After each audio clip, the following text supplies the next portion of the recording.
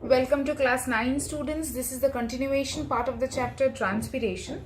In my previous video, I had started this chapter and I have discussed with you what is transpiration, why transpiration needs to happen, the difference between transpiration and evaporation, the main sites of transpiration, which are stomata, cuticle and lenticels, and the major transpiration means the major part of transpiration takes place through the stomata.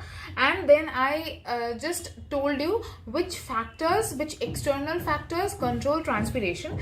Today I am going to start from that point only, and I am going to explain how each factor affects the rate of transpiration. So the first point was temperature, right?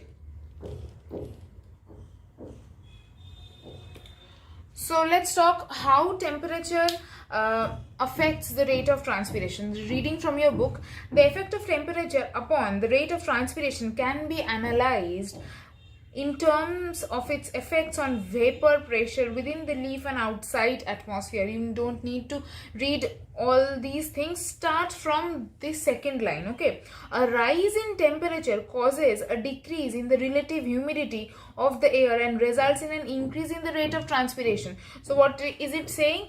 If temperature is going up, okay, a rise in temperature, increase in rate of transpiration will also go up.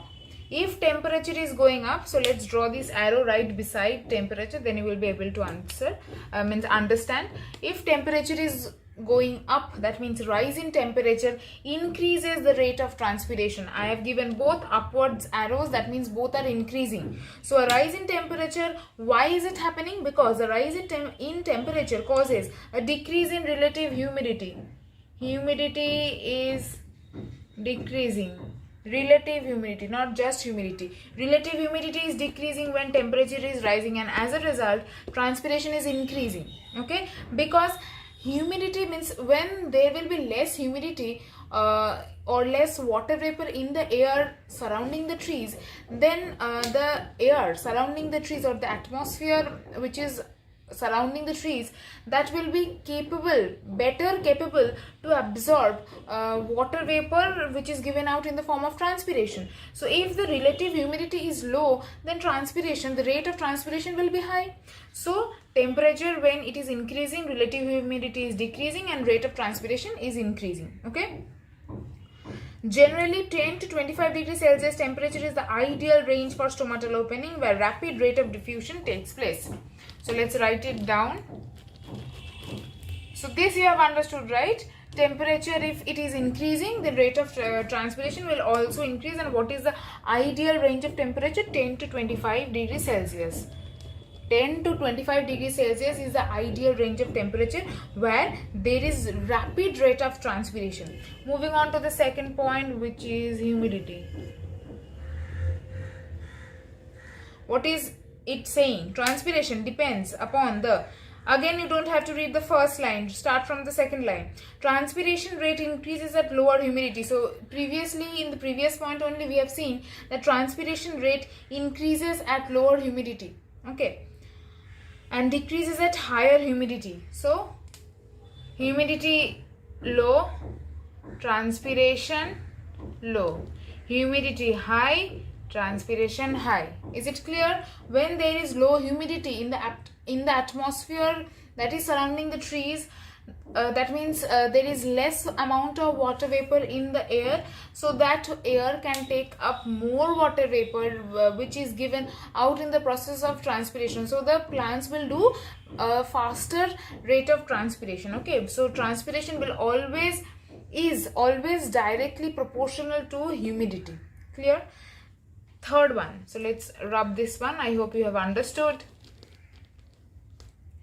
Third one is wind.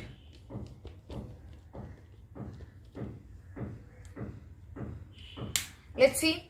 Wind velocity directly influences the rate of transpiration. So here also rate of transpiration is directly related to wind. The rate of transpiration usually increases with the increase in the velocity of the wind. If there is high wind, high speed wind blowing through a region, all the trees in that area will perform transpiration in a very rapid rate. Okay, The rate of transpiration increases with the increase in the velocity of wind, whereas quiet atmosphere, no breeze, no such breeze, no wind at all, it retards the rate of transpiration. Clear? So this one is also directly proportional along with the rate of transpiration. Coming to the fourth point, which is light. Okay, light, generally stomata remains open during daytime and closed during night due to photosynthetic gaseous exchange. We all know that stomata opens during the daytime and it remains closed during the night time. Thus the rate of stomatal transpiration is higher. So obviously we know that the transpiration, major part of the transpiration of a particular plant, 80 to 90% of it takes place through the stomata. So if it is open in the day and closed at night, then in the day when there is light, there will be higher rate of transpiration, and at night only the cuticles and the lenticels will perform little bit of transpiration, at least 10 to 12% of transpiration. So obviously with light, rate of stomatal transpiration increases. Okay, so these are the four points you need to learn and how they affect the rate of transpiration. This also you need to learn from this. Okay, I hope you have understood this. Next, moving on to the significance of transpiration.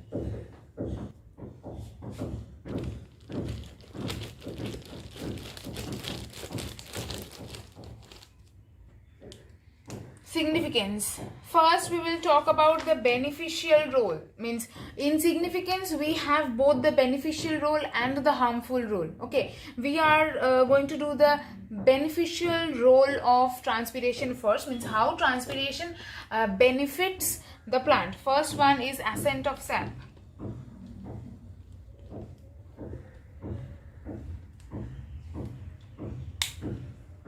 So basically, what is ascent of sap? You have to know that first. You are familiar with this word sap.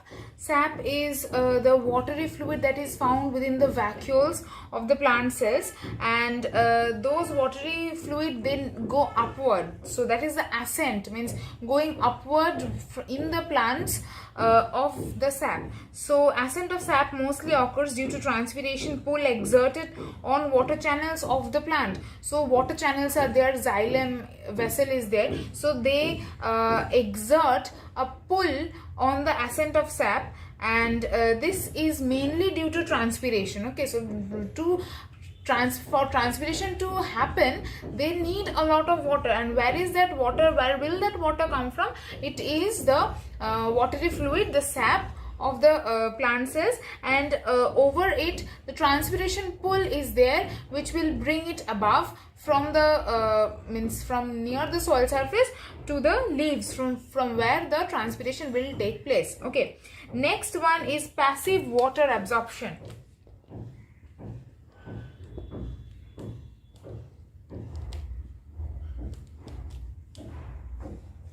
What is passive water absorption?